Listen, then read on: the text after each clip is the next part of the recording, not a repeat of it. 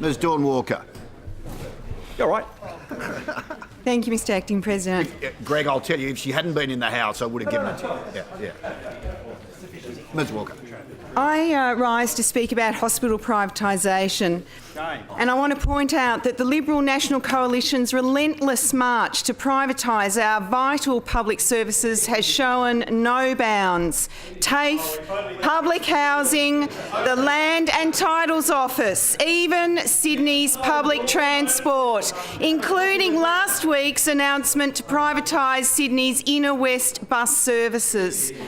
But privatising our health system is proving to be the thin edge of the wedge for the people of New South Wales.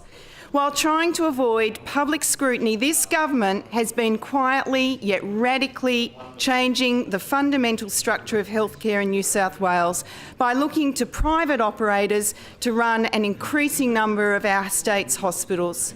Maitland, Wyong, Shell Harbour hospitals are mooted to be run as public-private partnerships. In other words, privatised public hospitals.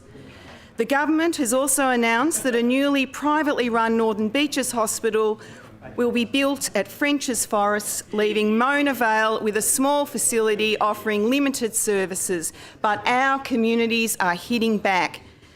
Take, for example, the residents of rapidly growing Maitland, who are saying that they do not want to be the next community to feel the effects of the Liberal short-sighted privatisation.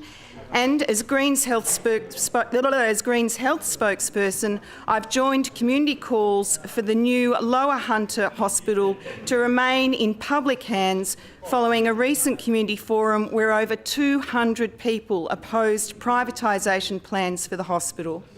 The Maitland community knows that this decision is misguided, expensive and likely to lead to worse patient outcomes, as has happened here and in other states that tried the public-private partnership model.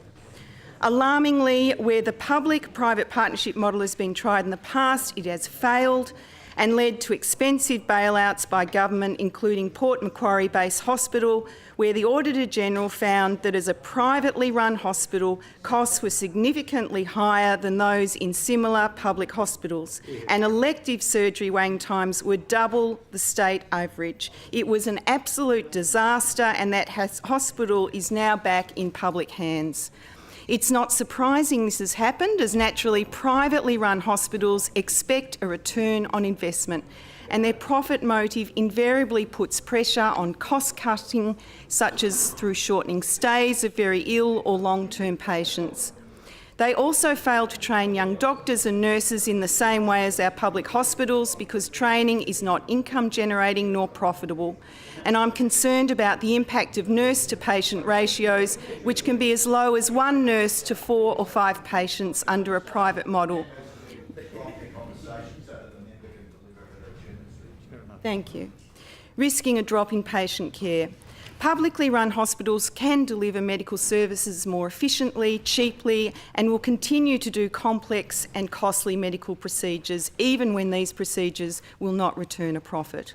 We need our major hospitals like Maitland to stay publicly run so they are transparent and accountable to the community for patient outcomes. Private hospitals are businesses primarily accountable to their shareholders. This is a fight that the Greens will not walk away from. We will not stand by and see our health system privatised. The government may think that it has rolled out its hospital privatisation agenda to easy targets in our regional areas, but these communities know what is at stake and they are standing up. I strongly believe that the Maitland community can win the campaign to ensure that their new hospital stays in public hands, and other communities will take heart at their success. This government will rue the day its privatisation addiction led it to misjudge the people of New South Wales, who will stand strong in support for a well-funded public health system. The polls say they're pretty happy with us.